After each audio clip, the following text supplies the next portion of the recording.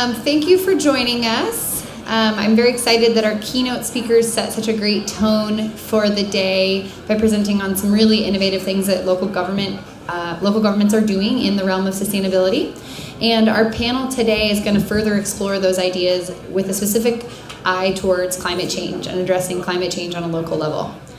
My name is Lauren Casey, and I'm the program manager at the Sonoma County Regional Climate Protection Authority, which is a multi-jurisdictional agency created to deal with climate change on a local level by the governments of Sonoma County. So I work with all 9 cities and the county, and Councilmember Landman from our panel will be speaking a little more about what we do. I wanted to start just by having you all pause for a second to think about the role of local government broadly. I think oftentimes people think of local government as one big entity that does a lot of things, they're not really sure what. So just take a second to think of something that local governments do for you in your community. And then I wanted to give a list, quick summary. Local governments generally provide for and protect public health and safety. They provide emergency response, provide for education and transportation, parks and recreation, infrastructure, utility services, and they also direct and facilitate land use development of buildings and also economic development. So in short, a lot. I think the other summary for me is that local governments play a large role in supporting vibrant and resilient communities. And a reality that we're all confronting is that all of those services and all of those resources are threatened by climate change. The great news, the associated message, is that all of those things that local governments are involved in can be part of the solution, and can those efforts that local governments, in the endeavors of local governments, can actually help address the problem in a big way. So at the state level, California has very aggressive greenhouse gas reduction targets, and it also emerging frameworks for responding to the impacts of climate change. And in all of these, the goals around emissions reductions, the goals for resiliency, local governments are expected to play a really big role. And that's because if you look at where our emissions are coming from, where the problem is coming from, transportation, the built environment, local governments have a large degree of influence. In fact, in the state's scoping plan, which is their plan for achieving climate goals, it states that local and regional governments are critical partners in achieving state goals. In many cases, local governments have broad influences and in some cases, sole authority over sources of emissions. And really, local governments are where the rubber meets the road, especially in the implementation of state directives. So how local governments can influence emissions and resiliency through the development of plans. A couple examples listed here: general plans, hazard mitigation plans, transportation planning. Also through the implementation of standards and ordinances, like zoning codes and green building ordinances. Local governments also obviously spend a lot of money on infrastructure. And capital improvement plans and infrastructure projects can all take climate change into account. And lastly, local governments implement a wide spectrum of programs related to public health, education, energy, solid waste, water, etc., all that have an impact on emissions and adaptation. So there are many levers available at a local government scale to influence climate change and our ability to adapt. The other thing that I wanted to just say is that the North Bay has shown incredible leadership on climate change. I'm a relatively new resident of Sonoma County. I moved here about 1.5 years ago, and I came here because the communities of Marin, Sonoma, are taking, and other parts of the North Bay, are taking incredible steps to lead on the climate challenge and have fostered an environment of innovation at a local government scale that's really inspiring.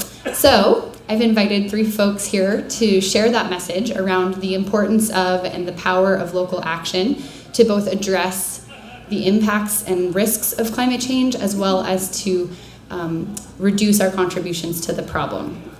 So with me today, I have Cornwall, a biologist from the North Bay Climate Adaptation Initiative, She's been working on watershed health and the communication of climate change to decision makers at all scopes for the last few decades. She has a specific focus on climate change and integrating climate change into planning and land management decisions, and has been working in partnership with a number of local government agencies in the North Bay. I also have Omar Peña from the County of Marin. Omar is a sustainability planner in the county for the County of Marin, where he works on a wide diversity of programs, including energy efficiency programs, green building work, and climate action planning. And I also have Mark Landman from the city of Cotati. Mark is a council member at the city and has been since 2009 after retiring from a long career in fire and emergency services. He serves on multiple boards, regional boards, including the Regional Climate Protection Authority, Sonoma Clean Power, and the Russian River Watershed Association, all examples of Mark's leadership on sustainability planning as part of sound local governance. So I'm very excited to introduce these folks to you, and at the end we'll open it up to some questions. I've got a couple primers that I'll share with them as well. So with that, Caitlin, I think you're up. And Vikai, please. And if you'd like the podium again, or you can also...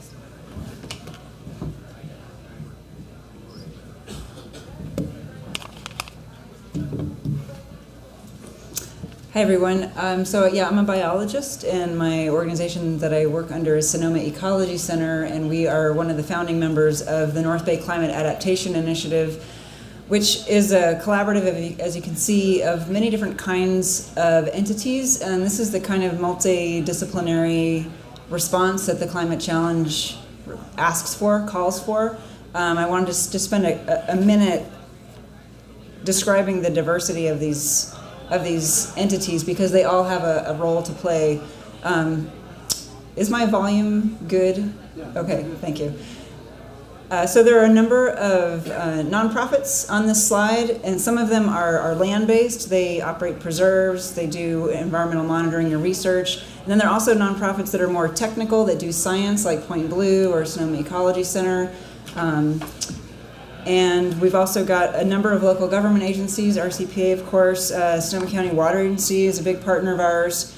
We're working with the North Bay Watershed Association, which is an association of water utilities on climate adaptation. Resource conservation districts, which are a governmental, non-regulatory technical assistance arm that assists primarily agricultural landowners. We have academic partners, and we have businesses who are participating. So North Bay Climate Adaptation Initiative, which we call NBCI for short, we kind of formed out of a sense of great urgency a few years ago, and our goal, this is our goal, is to foster conversation, so to connect the dots, to get information to people who can make it actionable information. And primarily we are trying to communicate between technical experts, climate scientists, people who are coming up with climate projections, and the people who can use that information but might not necessarily know how. So land managers, water managers, decision makers, policy makers, the need is pretty urgent, and we see ourselves in that translation role. One of our primary sources of information about what we can expect to see in the future of the North Bay in terms of climate is this data set. I just wanted to point it out to you. This is a very detailed set of climate projections from the U.S. Geological Survey, working with a bunch of partners, but the USGS is the main engine. And this Climate Commons is a website that's a portal into that massive data set. This data set generates comparisons of future and past in terms of a number of variables that are critically important for really the support of life as we know it. Things like rain, groundwater recharge, eventually we're going to get to stream flow, runoff from the hills, dryness of the soils. These things sound technical and divorced maybe from life, but without them we are nada. So we need to know what's coming in the future so that we can plan for it. And this is just a very quick snapshot. summary of what we know about what's already in motion for the North Bay, and that's going to be intensifying in the coming decades. Just in case you haven't seen this happy list before, we're looking at warmer and drier. There's actually some disagreement among the projections about whether we're going to get more rain overall or less rain overall, but it turns out that doesn't matter. It doesn't matter whether we get more or less rain, because the heat and the dryness are such that even if we get more rain, it's going to be evaporating faster and coming in more flashy spurts. So it won't do as much good as rain used to. So we're looking at more and longer droughts, greater risk of wildfire. That's on the dry and hot side, but because the weather is becoming more erratic, we're also looking at more floods. And that's caused both by sea level rise and also extreme storms that come and put water in the river systems, and where those two meet is where we get a lot of flooding. So more happy things like erosion and landslides and damage to the built environment from the heat and from extreme weather. So that's the bad news. The good news is that there are a great number of strategies to plan for the impacts of climate change that also are very beneficial in terms of reducing emissions. And a lot of those strategies are things that are swirling around this conference today. But this list at the bottom of this slide came out of the Bay Area's climate adaptation process. And these are no regrets, win-win-win strategies. This is what we latch onto. This is what we're trying to get implemented. My take-home message here is to encourage people to reach across the aisle. Whether you're sort of on the planning, decision-making side, you need to make some decisions that you think probably should be informed by climate projections, but you're not sure how. Or if you're on the side where you have some of that information, but you don't know how to get it into the hands of people who will make use of it. There are people on both sides of that divide who are dying to talk to each other. So the information is out there, and even in different sectors of business and government, increasingly there are sector-specific sets of guidance that are coming out about how to think about climate change in your planning and prioritization. Some of the examples of these cross-pollinating partnerships that are going on right now in the North Bay that NBCI is involved in involve, for example, a nonprofit called Pepperwood that is coordinating an academic research team out of Berkeley and other institutions. So that's a way of getting that information out of the ivory tower and into people's hands who can use it. NBCI is also just now starting to work with, like I said, the North Bay Watershed Association, which is a lot of the North Bay's water utilities.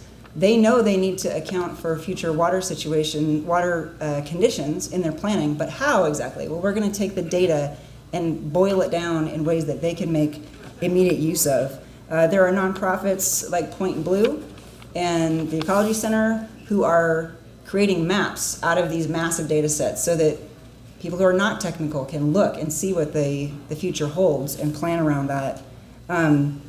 The new Climate Readiness Institute out of UC Berkeley is a really promising collaboration between business, academics, and government.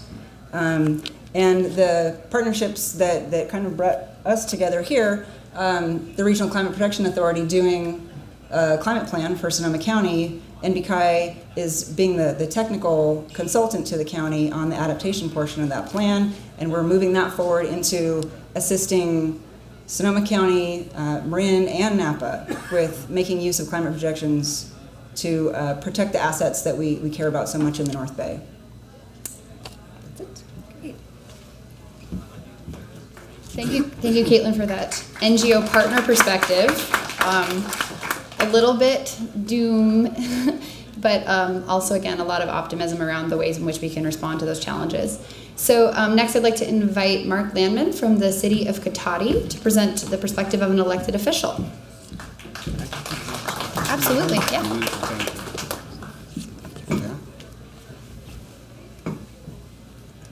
Speaking of adaptation, I find that this requires glasses, so if you'll bear with me just for a moment.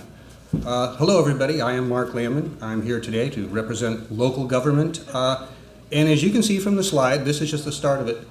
As a local elected official, I have to wear a lot of hats. But this is just barely touches what we have to deal with. I have numerous constituents with a lot of neighborhood by neighborhood, different concerns, different needs.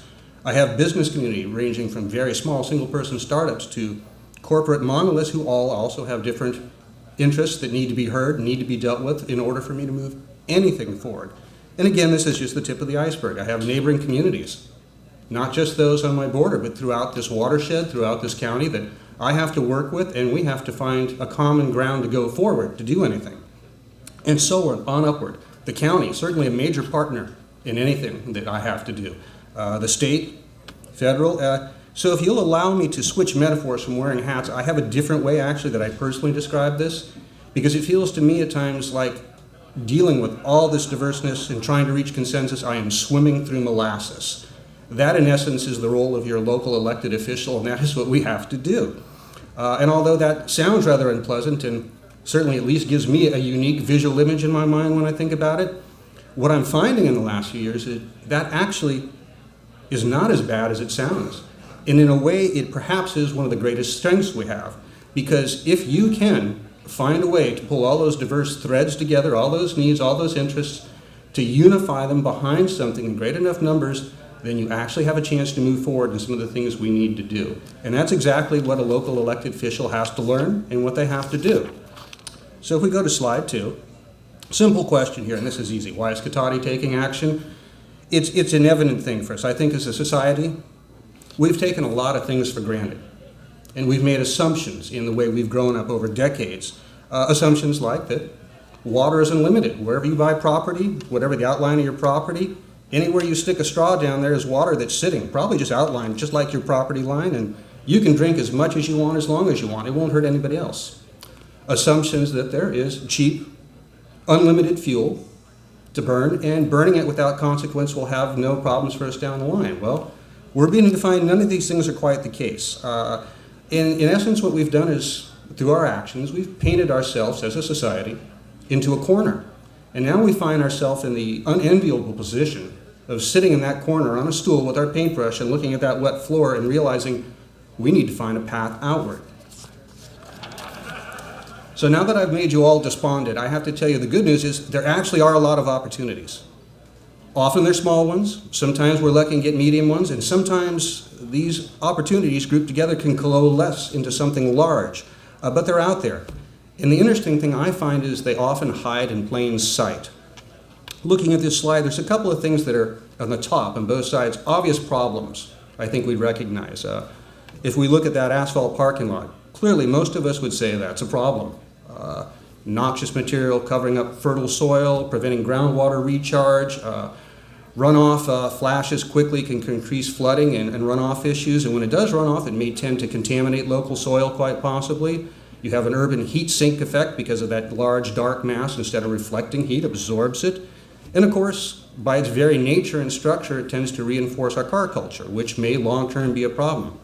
Nevertheless, this is the reality of what we have for now, and it probably won't go away that soon. So how do we leverage something like that into a solution, or at least being part of a solution? And it's simple things that should have been evident years ago. You put a swale in there. Besides the fact that you've beautified this, you've increased groundwater recharge, you have natural filtration now happening to that water that runs off that parking lot. You've reduced that potential flooding or groundwater issues we talked about, adding to our water streams. If you take a look and perhaps say, besides the few scraggly trees that we can usually get developers to put in, if we had maybe a few more trees, and a lot of PV arrays. We have shade, good for human beings, we like that, but also reduces that heat mass effect, and also we have the benefit of some clean power. And all we have to do to do that is change the way we look at things. If we actually cost out the cost of some of these problems, flooding, our water streams, cheap power, all these things, and say, wow, it would be worth investing a little bit up front instead of these long-term costs, which we always forget to quantify. We always forget to quantify when we look at things. Suddenly, it makes sense. Another one I want to talk about for a moment, because it's actually something that's very, very strong in my community, the Laguna de Santa Rosa. Cotati is a perfect example of doing a very terrible job and making something into a problem with Laguna de Santa Rosa, and then at the same time later recognizing this needs to be turned around and turning it into part of the solution. About 100 years ago, when our community started being settled, people liked being there, but they found one problem. The Laguna, this beautiful, healthy riparian habitat, had a tendency to flood. It was kind of pesky, it would flood their fields, and people didn't like that. So we did what humans do. We changed it to suit what we felt our best interests were, what our needs were at that time. We channelized it, we hacked it down, we cut all the trees, we made it this big, straight channel, and for the needs at that time, it worked. The flooding issues went away, everybody was happy. But what they created was a large mess. And it's interesting, Cotati both figuratively, but also literally turned its back on the Laguna in those days. As that town developed, everything we built, the neighborhoods, the businesses, all face away from the Laguna because it had turned, we've all seen channelized waterways and what they look like. It's not a pretty sight. It was all built facing away that. Big fences so we couldn't see it. So we created a problem. But about 7 years ago, the type of coalition that you need, local, regional, a ground-up thing involving local, committed, knowledgeable stakeholders, along with local elected officials, county-wide staff, and certainly the Sonoma County Water Agency, took a different look at that. They started the work through a small group called Cotati Creek Critters to leverage some of the volunteer manpower we had at Sonoma State University and start changing and trying to revert what the Laguna had become back into something closer to natural riparian habitat. Removing invasive species, planting natural species, and most importantly, getting a canopy of trees back, provide shade, increase water oxidation, health of the water upstream, because then as it goes downstream, everyone benefits from that. But an interesting thing happened beyond just those environmental benefits, which were clear and good ones, and got at a good price considering. Something else happened. Our community suddenly turned and adopted the Laguna strongly, welcomed it with open arms. There is a small dirt path, nothing fancy, that runs next to this. And anytime you go down there now, unless perhaps it's pouring rain, you will find a vibrant community, people walking, meeting each other, talking, riding their bikes, jogging, walking their dogs. People love this, and they found out this is actually a wonderful community connector. You live in one section, you can actually get over to Cotati's downtown quicker walking that way, or just as quick as getting in your car. And because it is a pleasant walk, people do it. So this is the type of thing, we've had a problem, we've turned it into something into an advantage. But going further, we have bigger ideas than that. If you look at this, this is something that can be leveraged further. If you take a look at the type of things that are available to be funded, that can be funded nowadays, what are the type of things you want to hear? You want to hear groundwater recharge, you want to hear water quality, you want to hear community connectors, paths, public exercise. When you start putting that together and all of a sudden get agreement from numerous stakeholders, including multiple communities, not just my little town, but Roanoke Park, perhaps all the way out to Sebastopol. We just had a wonderful discussion this weekend with the mayor of Sebastopol about this. All of a sudden you have something that has the potential to be funded. Granted, it's hard work, it's uphill, it is indeed the swimming in molasses, because there's a lot of strings to pull together to make this happen. But we have put such together a plan to start that in Cotati, and it's interesting, in the Laguna Mark West stakeholder process, where we were looking to get input from all the communities in the watershed for projects that would help water quality and groundwater recharge, this plan, this idea shot up to number 2. And I think it almost made number 1. I may be a little prejudiced, but that's my feeling. So the opportunities are there, but at the same time, I have to be honest and say it's difficult. Harnessing them is very hard because we're human beings. We just don't like change terribly much. It makes us a little uncomfortable. I'm certainly guilty of that, and the older I get, the more guilty I probably am of that. That's who we are. And as we talked about, through our assumptions, in the past, we've created institutions, structures, practices that are heavily monetized against change, very resistant to change. We have built up areas with significant inertia, and changing these is not going to be easy. I can tell you, this is not like a small sailing vessel on a lake that you can turn the tiller and turn rapidly. This is more like we're all aboard the Titanic together. We see that looming iceberg up ahead, And we all have to reach up and get a lot of hands on that wheel and pull to make it turn. Now, the good news is we have the hands. That's the job of local elected and regal electeds. We know where to find those hands and try and pull them together to get that done. So we can turn that wheel. The only thing is it is going to move slower than we would like. And if we go to slide 5, you can see this is why a regional approach is necessary. We have a few interesting things here. I'm the chair currently of the Russian River Watershed Association. And this is rather unique because this is a group of governments working together, getting the twin goals of reducing costs for local government and then as such for you, our constituents, but also working towards better water quality in all our water streams. So here we have two benefits coming from working together and cutting costs. And we do it, interestingly enough, this isn't a boundary based on the county or individual cities. This is based on the watershed, which is a slightly different way of looking at problems. And looking different at problems, I'm very happy to talk about Sonoma Clean Power. I am the vice chair. I'm very pleased to say the chair of Sonoma Clean Power, Susan Gorin's in the audience today with us. And there's an example of looking at a problem, casting out old assumptions and doing something different. Now, we assumed that there was only one way to get power in California, right? We buy it from a corporate monopoly, buys this power, then sells it at a markup to us, and with the profit that they are able to generate, they give profit to their shareholders, which keeps them in business. A familiar structure and one that works. But we've kind of turned that on its ear by tossing out that profit margin. What we have is something that gives greener power to people and at the same time gives it at a reduction because that profit we don't need to give it to corporate shareholders. Instead, we try to put it back into Sonoma County, and in the long term, we hope to invest it in generating and building local green power in this county. And I just want to stop for a second and say I have been told by my friends at the Regional Climate Protection Authority that the greenhouse gas reductions that we will see from Sonoma Clean Power just in its first year, now that we know our sources and our rates, are among the highest and largest we've achieved yet, the biggest thing we can do. And amazingly enough, with that, this is something that makes a profit for people in the public. They are saving 4 to 5% on their rates. And why? Because we have the courage to have groups that don't usually work together, trust each other and work together. We brought an incredibly diverse amount of interest from all across the spectrum together to make this happen, and we've put it forward.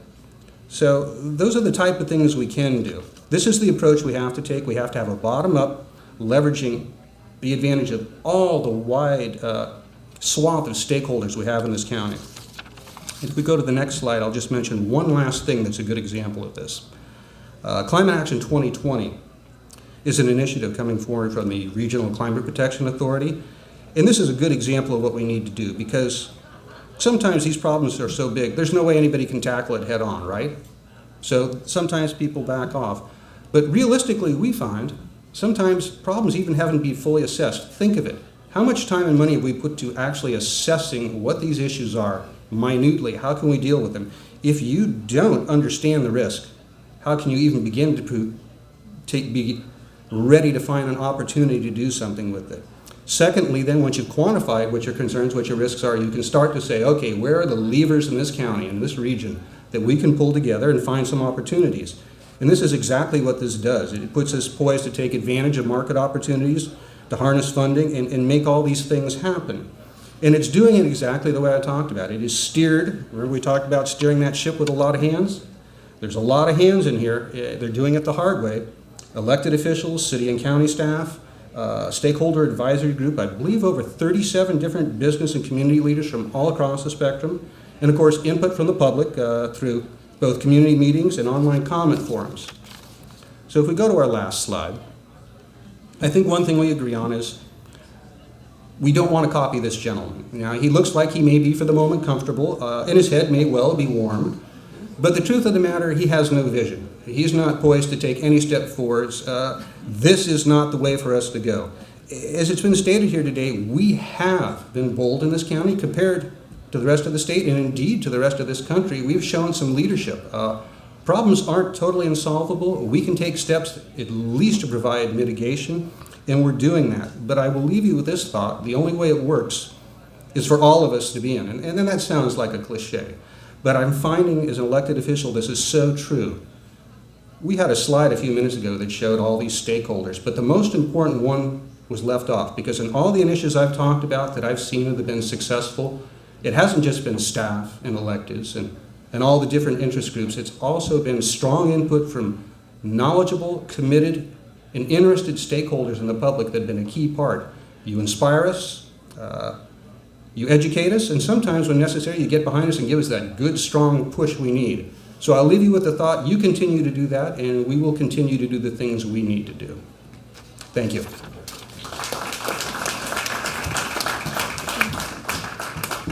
Thank you so much, Mark. So our last speaker is Omar Pena from the County of Marin with the staff perspective on climate action. Right. Right.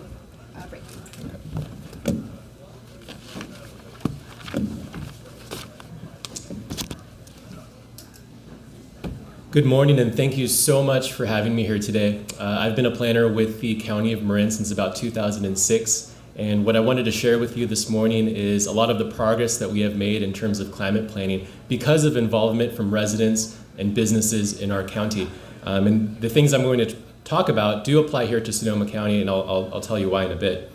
So this morning I just wanted to give you a brief overview of Marin County's climate planning history, give you an update on our progress to date, which I think might be of interest to you. And then we will also talk about ways that you can get involved in your county with energy reduction, anything that deals with limiting the amount of emissions that are going out in our atmosphere. So we have a kind of unique environmental history in our county. This goes way back to the 60s before I was born. But in 2002, our Board of Supervisors adopted a resolution that said, yes, climate change does exist. Let's do something about it. So in 2002, that very same year, we joined the Cities for Climate Protection campaign, which essentially was going to require us to do 5 things. The first being completing an emissions analysis, which basically looks at all of the emissions coming from our energy use, our transportation, and our waste disposal. So that was done in 2003, and once we analyzed that information, we decided that we wanted to be 15% below 1990 levels by the year 2020. So to help us do that, we adopted a greenhouse gas reduction plan. And what that plan includes is a list of goals, policies, and programs to help us achieve that 15% by 2020. We also adopted our countywide plan the year after that, which is basically our general plan which guides all development in the county. And what was interesting from that is that the guiding principle for that was sustainability. And a lot of the programs that we were developing since 2002 to be included in that countywide plan were essentially fast-tracked. So we wanted to get a head start on programs that dealt with emissions reductions because we felt that sense of urgency. And that essentially was how our sustainability team was created, and that's when I came on board to work on implementing a lot of these great programs. We are currently in the process of actually updating our climate action plan, since in 2006, when we first did our original plan, the term climate action plan hadn't been coined. Nobody was doing this, so we were one of the first counties in the whole state to put a climate action plan in place, but now it's time for us to update that since the standards, the metrics, technologies, all these things have changed, so we want to make sure that we're on the same page as other jurisdictions that are getting a start now on developing a climate action plan. So we put all these great programs into place for our residents, our businesses, our public agencies, and now we know if they worked or not in terms of in terms of greenhouse gas reductions.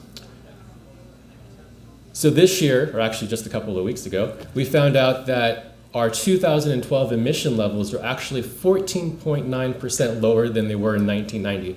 And we actually went back and redid all our 1990 numbers to make sure that we were comparing, again, apples to apples. So now we know that our work as residents and businesses and public agencies is actually working, and I'm going to talk a little bit about where where the things that are working are. In 2020, so I have that up there, that's our business as usual slide, so or bar. So if we were to not install another compact fluorescent light bulb, another LED, if I was to disappear, if the sustainability team was to disappear, we would actually go back up by 2020 for our emissions. So it's important to keep the momentum going, even if we are very close to achieving our greenhouse gas goal. We still have plenty of work to do, as you can imagine. For 2012, transportation is always the biggest issue, and I'd imagine it's the biggest issue here in Sonoma County. I can almost guarantee it. I think we had a slide earlier about that. Building energy use is our second highest category. So if we were to group together the residential and non-residential emissions, then that would be the second highest category that we'd have to target for programming. Whoops. So to break it down even further, this graph will show us in terms of what specific sectors we need to focus our attention to. So for example, I'll walk you through a couple of examples. For electricity consumption, we actually went up in emissions, and this is partially because we had an increase in number of residents coming into the county to live. So naturally, there is the increase for energy use, but that doesn't mean that we would stop our energy efficiency programs, because there are still great opportunities in our county for upgrades. The electricity consumption, this is key because as Mark was talking about Sonoma Clean Power, we have the first community choice aggregation program in the state of California operating in our county. Essentially what that means is that this agency would procure energy versus PG&E at a higher renewable energy content. So for example, at the very base minimum, their customers get 50% renewable energy, and they're also able to opt into 100% renewable energy at a premium of about 13% higher than you normally would pay with PG&E for that 100% renewable energy content.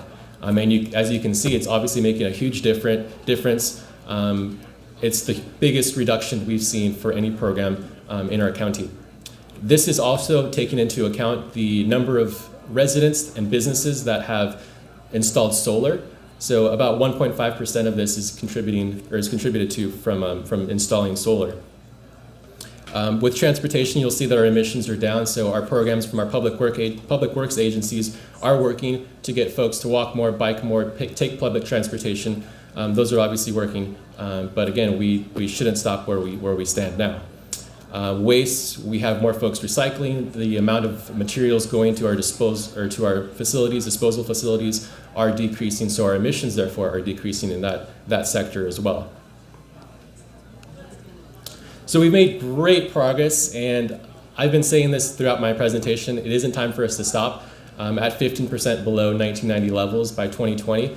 We want to keep the momentum going. We're currently reaching out to our residents to help them get involved with our climate action process. So if you are a resident of Marin, then you would go out and you would let the local governments know what you want included in your greenhouse gas reduction plan. So there can be ideas from a whole range of different things that we would take into consideration based on you being present to learn about our climate action process and voice your concerns. Another great example of, I'll just pick one, energy efficiency. So with the energy use reduction, a lot of the programs that we promote in Marin County are actually here in Sonoma County as well. Those are, for example, available for residents if you're interested in doing a home upgrade, or if you're interested in maybe a very basic project, installing a new hot water heater. There are different levels in between the highest upgrade packages to just the very bare minimum one measure installations that you can get incentives for, which is the best part of all. We're promoting the use of higher efficiency equipment with incentives, so it's a great time to get involved, not only in that, but checking in with your local governments on other programs, your regional agencies, your utilities, your schools. Get involved. We've made great progress, but there is plenty to be done to reduce our carbon footprints. Great. Thanks.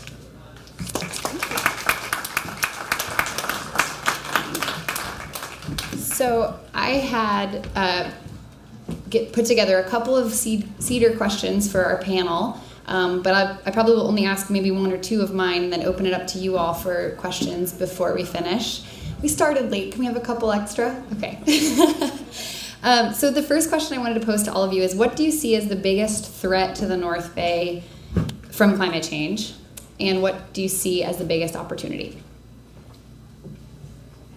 I have a mic, I guess I'll start. Biggest challenges, I'm gonna shoehorn two in here. One is, in my mind, supplying water to people in a way that does not bankrupt the natural systems that we survive on. That would be one. And number two is transportation. It's a real tough nut to crack, but we have to go there someday. And what was the second half? Opportunity, biggest opportunity. Yeah. Well, on the water side, the great fact about water is there's just as much water as there ever has been. It's not like water is created or destroyed. It just keeps going around in the water cycle. So if it's managed properly, we can meet all the needs. But we never have done that before. So it is a big opportunity and a big challenge. And on transportation, I'm not actually qualified to say what the opportunities are. I'm not a transportation person. I just see it as a gigantic issue. Maybe others. Sometimes it's good not to get the microphone first. So, I'm going to cheat a little bit, I think, Lauren, and I'm going to have a hard time answering that first part of that question because I don't think you can pick out one individual climate concern and signify that as perhaps our greatest problem because, frankly, they're all intertwined and they all have to be dealt with. So I think it's pointless to do that. Now, I'm sure I will hear some good arguments right after this from people why some may quantify higher than others, and there may be truth to that, but I think the thinking that we can just focus on one and perhaps set other problems aside, maybe because they're difficult, that's unacceptable. But I will play fairly for the second part. If I have to look at opportunities, and since we mentioned water, and that's something I've had an interest in and been involved with as a council member, I think one good one we have in this county, but we're starting to see work towards and could be good, is water banking. And that's finding a way to store it. We have a significant amount of water that's just wasted that comes through in the winter. Storage, right? Storage is the problem. The changes we see in the climate, that'll be the big issue. People are thinking about that now. But now that we're having better mapping of the aquifer, of what's underneath us, there may be ways to save that water, surplus water we have in the winter, store it in the aquifer, and then in summer, we can use that water in the aquifer without lowering groundwater levels, the other part of the problem. So that's one key one that may be doable and may be in the horizon for us. So I'll toss that out. When I think of climate issues in Marin County, I think of two things. The first being sea level rise. We have a lot of low-lying coastal communities, so it would be devastating to those communities if we had, for example, 1 meter that's been modeled in sea level rise. The second would be fire hazards with the increased drought because of our large agricultural areas out in West Marin and the economic impacts that would be because of these fire hazards would be devastating to West Marin. The greatest opportunity, I think, for example, with sea level rise, we are working on partnerships with our local residents, our businesses, and our public agencies to address adaptation strategies. We've also obviously looked into mitigation in our climate action plan that's being released here recently, or pretty soon here. We're going to have mitigation options as well as adaptation options, but we'll have working groups that work together with figuring out the best solutions for the county and sea level rise. Great. Can we open it up for 2 questions from the audience?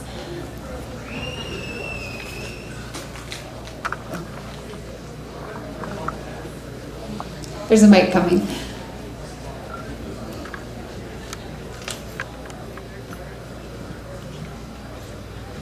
I have a question for the first presenter. You said that the water just kind of recycles around. What about the water that goes to fracking? Because they use the information that I've been told, about roughly 300,000 gallons per well, and the water that has been used in that has been severely contaminated, and the chemicals can't be separated from that. And we're losing a lot of water that way, and we're in a drought right now, so Okay. Well, first of all, the simple answer, always best, yes. But to be fair and expound on that a little bit, this is true. Granted, we have all the water we're ever going to have. It's there. And when we talk like that, I think we're talking in the long view. So granted, perhaps this water used for fracking is not lost to us as a planet long term, but in terms of us being able to use it on the human scale, it certainly is. Because we're talking more the geological time scale now before that water might be something back into the system and useful for us. And as to what that time scale could be, I won't hazard a guess, but that's a problem. And this goes along with the thinking a lot of water issues. That's why we look at water banking, for example. I talked about water being wasted during the winter, flowing down, we don't use it, but it's truly not wasted. It eventually goes out to the oceans and goes back into the water cycle, comes from the sky. But for us, I think we have to look at what is the most effective short-term uses of it, not have it go so long, and also to have it be dependable. We, for generations, have enjoyed a pretty dependable climate in the wonderful natural banking of the mountains and the snow. That might be lost, so we have to start thinking about water in terms of making it available on a human scale, and I think that's the answer to your question. So, yes.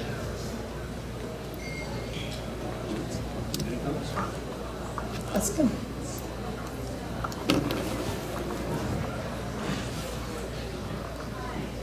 This is our question. We don't have any nuclear plants locally, but if you know about the Carrington event effect and what happens to nuclear plants if we get a global Carrington event happening, can you comment on that as far as the threat that poses to not only the environment, but to all life on Earth? Thanks.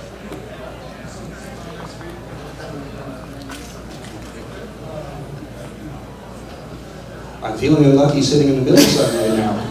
And that is a difficult question. I have to admit a lack of any deep knowledge of the Carrington effect, so I'm not going to speak in detail on that. I can't, but I can say in general, remember I talked about us not quantifying the costs of actions long term.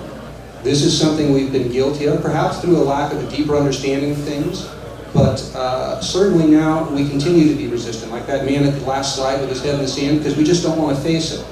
And it's interesting to me that in some portions of the electrical industry, nuclear power, and people may have different opinions on this, but from my perspective, people will list nuclear power as GHG emission free and tout that as thusly an environmental benefit.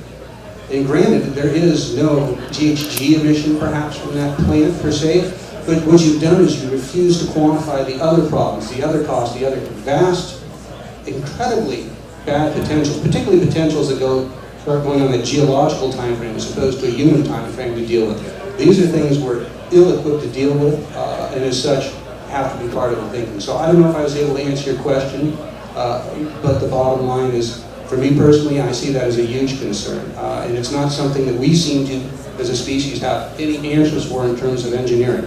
What we tend to do over and over is 10, 15 years passes between events, and we start to get comfortable because we like the idea of that power, because we know we have a problem. Then all of a sudden, nature gives us a good reminder of just how difficult this is to control. So, a few thoughts on that. All right, one more question, and we'll free you for lunch.